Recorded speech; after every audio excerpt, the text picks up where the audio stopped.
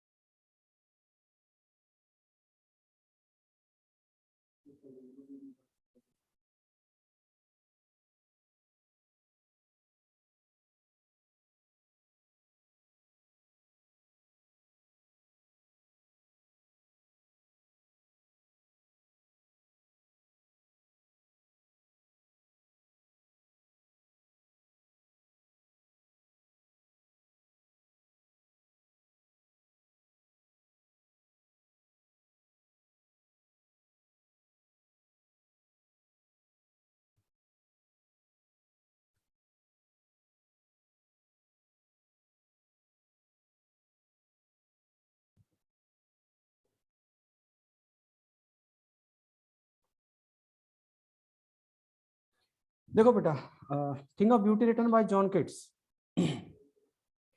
John Keats की actually history क्या है? जॉन किट्स एक बहुत ही वंडरफुल पोएट थे और बहुत ही अर्ली एज में उनकी डेथ हो गई थी, at the age of 26। Otherwise John Keats जो है वो आज की तारीख में विलियम वर्ड्सवर्थ, जिनको सबसे फेमस पोएट माना जाता है रोमांटिक एरा का, रोमांटिक पीरियड का, उससे भी कहीं ज़्यादा पोएट्री लिख चुके होते, उससे भी कहीं ज़्यादा कामयाब ये पोएट होते।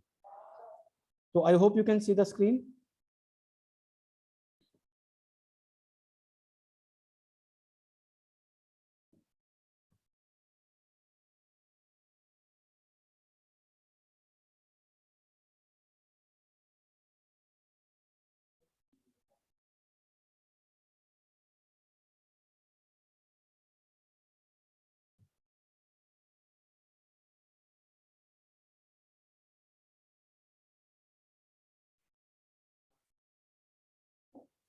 देखो, the poem starts with a thing of beauty is a joy forever. I will take the doubts at the end. पहले एक बार सुन ले जो भी एक्सप्लेनेशन है सारा। अ thing of beauty is a joy forever, it's loveliness increases, it will never pass into nothingness. The poet says कि a thing of beauty, जो importance है वो किसी भी ब्यूटीफुल थिंग की पोएट ने बताई है। The poet says a thing of beauty is a joy forever, its loveliness increases, its charm, its attraction increases always. ये कभी खत्म नहीं होता, ये हमेशा कंटिन्यू रहता है, और it will never pass into nothingness. मैं आपको बता दूं, पोएम जो है वो 3 फेजेस में डिवाइड है। The poet will mention the things which give pleasure, which give happiness, जो खुशी देते हैं, जो हमें अट्रैक्ट करते हैं। आज की इस जो दुनिया है, जो स्ट्रेस भरी है, तनाव से भरी हुई है, उस बीच में हमें एक हल्की सी खुशी देते हैं। कुछ चीजें ऐसी हैं, some things are there which provide us, which give us stress, जो स्ट्रेस देती हैं। एक जो पोएट ने जिस चीज को बताया है,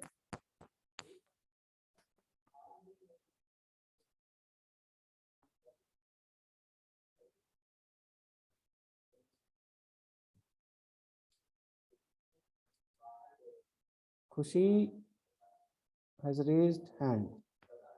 खुशी बोलो बेटा।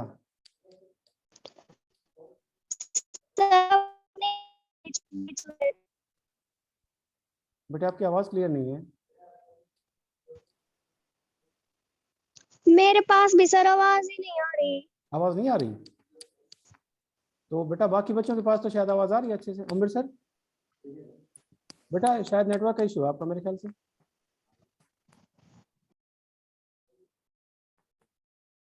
तो जो पोएट है उन्होंने एक किसी भी ब्यूटीफुल एक चीज जो है उसकी इंपॉर्टेंस बताई है, that it's loveliness, it's charm will always increase. मैं आपको जो एक्सप्लेनेशन भेजूंगा उसमें लाइन टू लाइन एक्सप्लेनेशन है, उसमें पोएटिक डिवाइसेस भी मेंशन है। बस हम आप उसको डिस्कस कर लेते हैं अभी।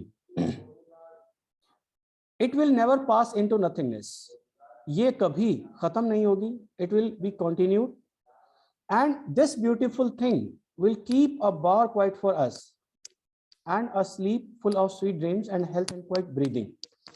यहाँ पोएट ने कहीं ना कहीं नेचर का इंपॉर्टेंस बताया है कि ये जो these beautiful things are like,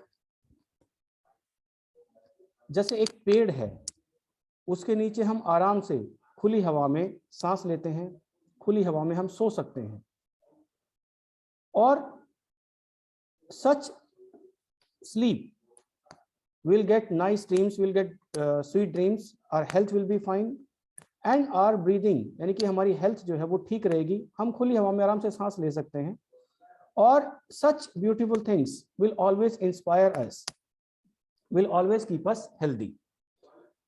So in stanza number 1, I can say the poet has just simply described the importance of a beautiful thing, that the beautiful things present in nature, they are very important for our health. अब यहाँ पे अगर हम देखते हैं तो बेटा poetic devices की अगर मैं बात करता हूँ, सबसे पहले है राइम स्कीम। राइम स्कीम देखो इसकी क्या बनती है, forever never we take a, keep and sleep we take B, and breathing and breathing C. So the poetic device, sorry, the rhyme scheme will be AA, BB, CC. This will be the rhyme scheme. ये आपकी rhyme scheme रहेगी। उसके अलावा alliteration भी हम देख सकते हैं, जहाँ पे sleep है, sweet है की लाइन में आसपास जो है दो अल्फाबेट हैं, जो दो वर्ड्स हैं जिनकी कॉन्सोनेंट साउंड जो है फर्स्ट वो सेम है, सो alliteration is there. Now I come to stanza number 2. Therefore on every morrow are we wreathing a flowery band to bind us to the earth. Dear students, एक नया poetic device आया हमारे सामने जो हमने अब तक डिस्कस नहीं किया था, इन्वर्जन। इसको कहते हैं इन्वर्जन। देखो इस लाइन में क्या है, are we wreathing a flowery band to bind us to the earth, are we wreathing, यानी कि यहाँ पे जो नॉर्मल जो सीक्वेंस होता है ना वर्ड्स का, वो चेंज हो गया है, वो उल्टा हो गया है।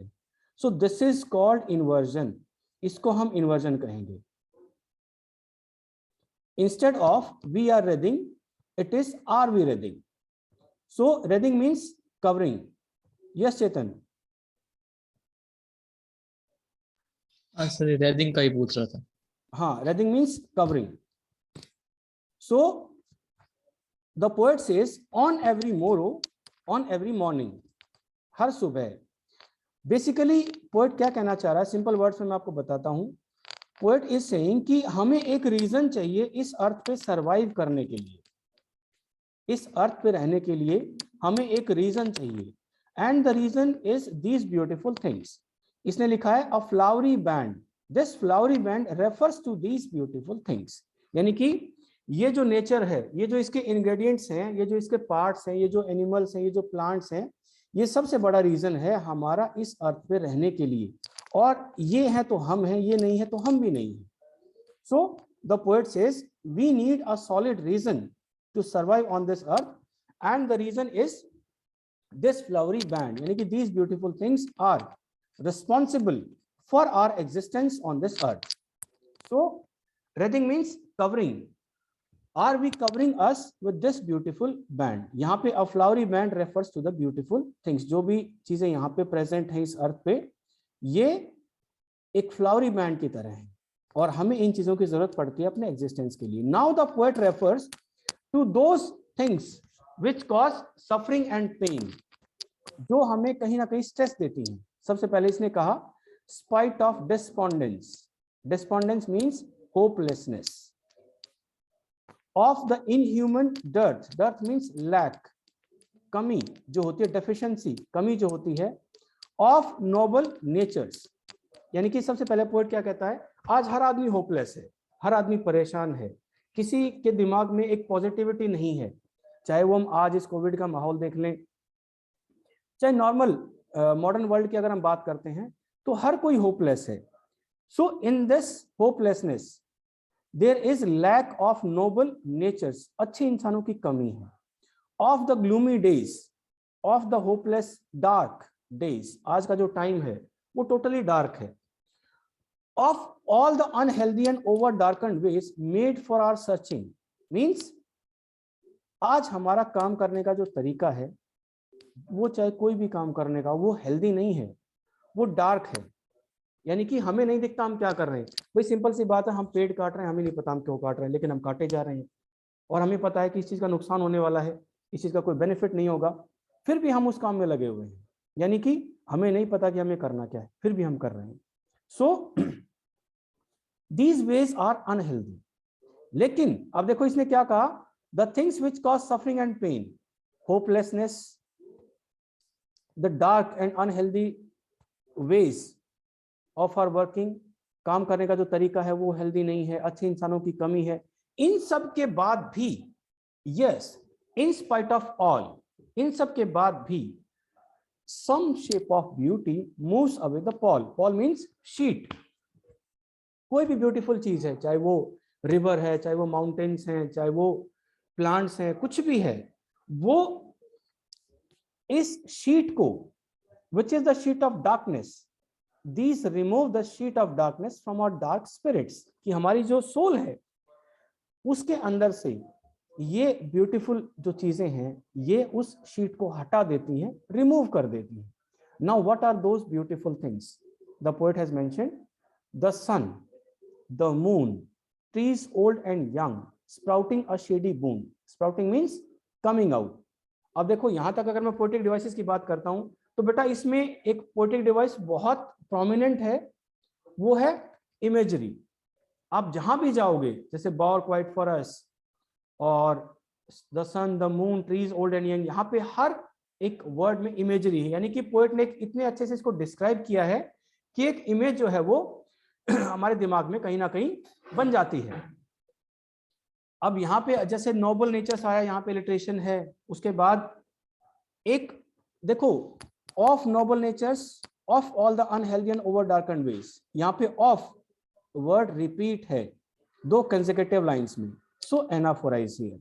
So note down these poetic devices, although I will send in the PDF also. उसके बाद आते हैं some shape, alliteration है दोबारा। Now the poet says कि the sun, the moon, trees, जो भी ये चीजें हैं, for trees the poet has said sprouting a shady boon. Sprout का मतलब क्या होता है बेटा? बाहर आना। एक पेड़ जब एक पौधा जो है बाहर आता है, it means it is sprouting. जो एक सीड से बाहर आता है, it is sprouting. So the poet has mentioned it as shady boon. Boon, of course, जो पेड़ पौधे हमारे लिए boon से कम नहीं है, शेड देते हैं, फ्रूट भी देते हैं और वो हमारे लिए बहुत कुछ करते हैं, but still we destroy these plants. अब देखो, the poet says for simple sheep. Simple sheep का मतलब यहाँ पे है all living creatures, जितने भी living creatures हैं उन सब के लिए। And such are daffodils. Daffodils are yellow flowers. Means these plants and these flowers are for all living creatures. ये सभी living creatures के लिए हैं, ये पूरी दुनिया के लिए हैं। With the green world they live in. Green world here denotes nature. जो नेचर की हम बात कर रहे हैं। और यहाँ पे पोएट ने क्या किया है, एक फॉरेस्ट का सीन पिक्चराइज किया है। हमें एक फॉरेस्ट को इमेजिन करना है कि एक फॉरेस्ट में क्या क्या होता है। Clear reels, reels means small reverse, छोटी छोटी जो नदियां हैं, छोटे छोटे नाले हैं, that for themselves a cooling covert make against the hot season. अब देखो जब जबरदस्त धूप होती है, जबरदस्त गर्मी होती है, हमें एक छाते की जरूरत पड़ती है, हमें छाया की जरूरत पड़ती है, लेकिन ये जो छोटे छोटे नदी नाले होते हैं ये अपने आप को बचाने के लिए एक ऊपर से बुशेस का या पेड़ों का एक झुरमुट बना लेते हैं। This is cooling covered. That shade, it is cooling, or it is against the hot season. अपने आप को गर्मी से बचाने के लिए वो अपने ऊपर एक कवर बना लेते हैं और पानी जो है वो बिल्कुल ठंडा रहता है। The mid forest break. What is break? Break होता है एक मैशी लैंड, एक बीच में जो दलदली जो जमीन होती है, रफ जो एक पैच ऑफ लैंड होता है, एक छोटा सा पैच होता है जमीन का एक फॉरेस्ट के बीच में, which is rich with a sprinkling of fair musk rose blooms, which is rich, जहां पे बहुत ज्यादा रोज होते हैं और ऐसा लगता है विद स्प्रिंकलिंग, स्प्रिंकल क्या होता है बेटा, छिड़क देना जैसे। अब वो गुलाब क्या होते हैं, वो बीच बीच में होते हैं उन झाड़ियों के, तो ऐसा लगता है जैसे उनको छिड़क दिया गया, स्प्रिंकल कर दिया गया है। Now fair means nice, musk means sweet smelling, rose blooms, bloom का मतलब होता है प्रॉस्पर, कि जहां पे एक ऐसा एरिया हो जहां पे बहुत सारे रोज, रोज का मतलब है बहुत से अच्छे अच्छे फ्लावर्स हो और वो झाड़ियों के बीच में होते हैं, तो ऐसा लगता है जैसे उनको बीच बीच में कहीं ना कहीं स्प्रिंकल कर दिया गया है, उनको बीच में कहीं ना कहीं छिड़क दिया गया है। देखो यहां तक अगर मैं पोएटिक डिवाइसेस की अगर मैं बात करूं तो देखो इमेजरी तो इसमें है ही है, इस पूरे स्टैंजा में इमेजरी है। उसके बाद देखो सिंपल शीप एलिट्रेशन है और बाकी तो मैं इसमें जो है डिस्कस कर चुका हूं, एलिट्रेशन इसमें बहुत ज्यादा है। Now I come to last stanza जो इस पोएम से अलग है। अब तक हमने देखो किस चीज की बात की, the poet has talked about beautiful thing, any beautiful thing. सबसे पहले पोएट ने डेफिनेशन बताई कि वो क्या करती है, it gives us sweet dreams, it gives us nice good health. After that the poet discussed the things which cause suffering and pain.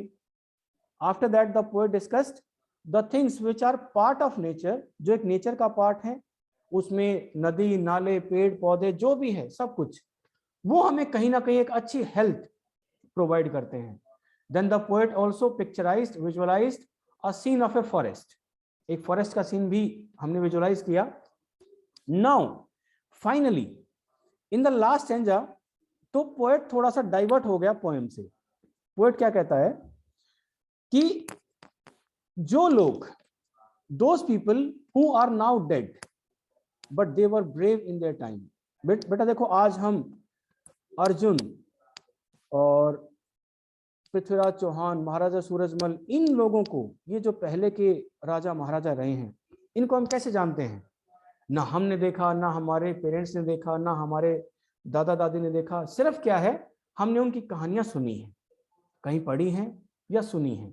तो ये लोग जो हैं ये कभी बहादुरी की मिसाल हुआ करते थे, तो इनकी डेथ के साथ एक ग्लोरी अटैच है। जब हम इनकी डेथ की बात करते हैं तो हम, अगर हम हिंदी में भी कहेंगे अगर किसी बहादुर आदमी के बारे में, तो हम कभी ये नहीं कहेंगे कि वो मर गया, हम ये कहेंगे वो शहीद हो गया। So there is something unique, a glory attached with the death of these people. So the poet says, such too is the grandeur of the dooms. Grandeur means glory, यानी कि जो now these people are dead, now they are no more, but a glory is attached with their death. Now this glory we have imagined for the mighty dead. Mighty means powerful. All those people who were powerful but they are dead by now, जो आज जिंदा नहीं है लेकिन वो पहले कभी एक उन्होंने बहुत अच्छे और बहुत ही बहादुरी वाले काम किए थे, आज वो इस दुनिया में नहीं है। All lovely tales that we have heard or read, उनके बारे में जितनी भी एक बहुत अच्छी अच्छी कहानियां, tales means stories, we have heard और रेड, जो अच्छी अच्छी कहानियां हमने पढ़ी हैं सुनी हैं, वो कहानियां क्या करती हैं, हमें इंस्पायर करती हैं, हमें मोटिवेट करती हैं, हमें रास्ता दिखाती हैं। These stories are somewhat like an endless fountain of immortal drink. Immortal क्या होता है बेटा? Everlasting, जो कभी खत्म नहीं होता। Immortal drink किसको कहा गया है? अमृत को कहा गया है। These stories are somewhat like the fountain of immortal drink, एक ऐसे फाउंटेन की तरह है जो एक उस लिक्विड का है जो कभी खत्म नहीं होता। So these stories, this liquid is pouring unto us from the heavens brink. Brink means edge, कि जो एक हेवन के एज से, जो हेवन का जो एज है वहां से जैसे वो ड्रिंक हमारे ऊपर गिर रहा हो, वो जो एक अमृत है वो हमारे ऊपर गिर रहा हो। In the same way, these stories are a source of motivation, source of inspiration for us. ये जो कहानियां हैं जितनी भी हैं, ये सभी हमारे लिए एक मोटिवेशन का काम करती हैं, इंस्पिरेशन का काम करती हैं। इन स्टोरीज से हमें इंस्पिरेशन मिलता है। अब लास्ट में अगर मैं पोएटिक डिवाइसेस देखता हूं तो इमेजरी है अनडाउटेडली, उसके बाद इलिट्रेशन है, और लास्ट में बस इसमें यही है, जैसे वी हैव हर्ड और रेड, यहाँ इलिट्रेशन है, और उसके बाद अगर हम देखते हैं तो sprinkling of fair musk rose blooms, यहाँ इमेजरी है। So imagery is quite prominent in this poem. उसके अलावा जो पोएटिक डिवाइसेस हैं वो मैंने आपको सभी बता दिए इसमें क्या क्या है। आई कंक्लूड द पोएम, कि पोएम में है क्या, मैं एक बार थोड़ा सा समराइज लेक्चर को कर देता हूं। इस पोएम में basically the poet has, yes Chetan, बीच में एनाफोरा भी आया था सर। कहाँ बोलो बेटा? एनाफोरा भी आया था, पोएटिक मैंने डिवाइसेस बताया बता था रहे ना, हो ना बीच ऑफ में। से स्टार्टिंग 2 लाइन्स हैं, हाँ यही था ना? ठीक, हाँ सर। हाँ, यहाँ पे एनाफोरा है। देखो पोएटिक डिवाइसेस क्या क्या हुए हमारे, हम रिवाइज कर लेते हैं। राइम स्कीम सबसे पहले ए बी बी सी सी, ठीक है। उसके बाद पोएटिक डिवाइसेस में अगर हम देखते हैं तो इमेजरी है सबसे ज्यादा है किंग ऑफ ब्यूटी में, इन्वर्जन है, उसके बाद एनाफोरा है, बस ये पोएटिक डिवाइसेस हैं। मैंने एक्सप्लेनेशन में आपको भेजूंगा उसको सब अच्छे से पढ़ लेना, उसमें सारे पोएटिक डिवाइसेस मेंशन भी हैं। So in this poem the poet John Keats, he has basically, actually इस पोएम का बैकग्राउंड क्या है मैंने वो नहीं बताया, कि एक शेफर्ड होता है, एक शेफर्ड होता है, और वो क्या होता है कि he follows the goddess of moon, जिसका नाम उसने सिंथिया रखा था, उसको फॉलो करता है। और उसको फॉलो करते करते वो जहां जहां से गुजरता है, वो जहां जहां से भी गुजरता है, उसको जो चीजें दिखाई देती हैं उन सभी को उसने अपनी पोएम में मेंशन कर दिया कि उसको क्या क्या दिखाई दिया। Now the poet has, we can summarize this poem. The poet has first told the importance of a thing of beauty, कि एक चीज हमें हमेशा खुशी देती है और एक अजीब तरीके का जॉय जो है वो प्रोवाइड करती है। And as a result we get nice sleep, we get a sleep full of dreams, our health is good. The poet has mentioned the things which cause suffering and pain. The poet has mentioned the things which give us pleasure, happiness, and the poet has stressed upon the importance of those people who are dead by now, जो हमारे साथ नहीं हैं लेकिन उनकी कहानियों को हमने पढ़ा है, उनके बारे में हमने जाना है, उन लोगों को आज हम जानते हैं। तो उनकी जो स्टोरीज हैं, देखो लास्ट स्टेंजा बहुत इंपॉर्टेंट है, उनकी जो स्टोरीज हैं, अगर मैं आपको बता दूं, अगर इसमें से पोएटिक एक्सट्रैक्ट आता है तो मोस्ट प्रोबेबली लास्ट स्टेंजा में से ही आएगा। तो आपको ये स्टेंजा क्लियर होना चाहिए that how the death of these people is important, how do we know about these people, how glory is attached with the death of these people. किसी भी आदमी की डेथ के साथ ग्लोरी अटैच कैसे हो सकती है? Because those people they were very powerful, they have done something significant in the history of this nation. अब किसी बच्चे को इसमें कुछ पूछना हो तो please raise your hand, I will unmute, you can ask. किसी को कोई चीज समझ में नहीं आई हो तो please raise your hand. Yes, बोलो।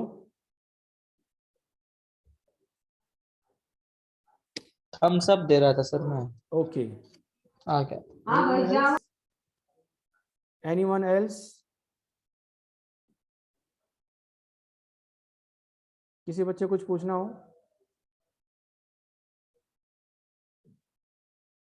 चलो, your homework will be, actually ये पोएम मैंने वैसे पहले करवा दी थी, आज दोबारा करवाई है, तो मेरे ख्याल से सभी को एक एक चीज क्लियर हो गई होगी।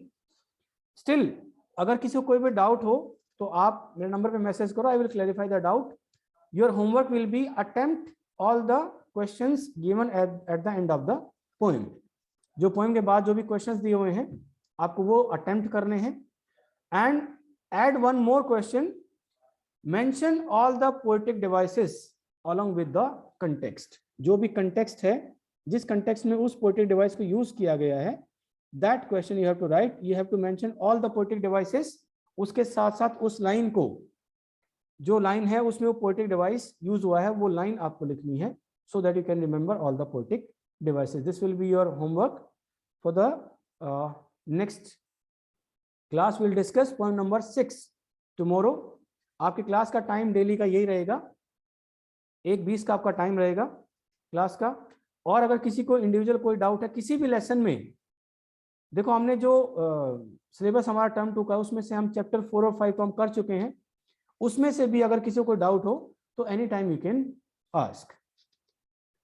अभी अगर किसी को डाउट है तो पूछ सकते हैं, then we will end the meeting. किसी बच्चे कुछ पूछना हो?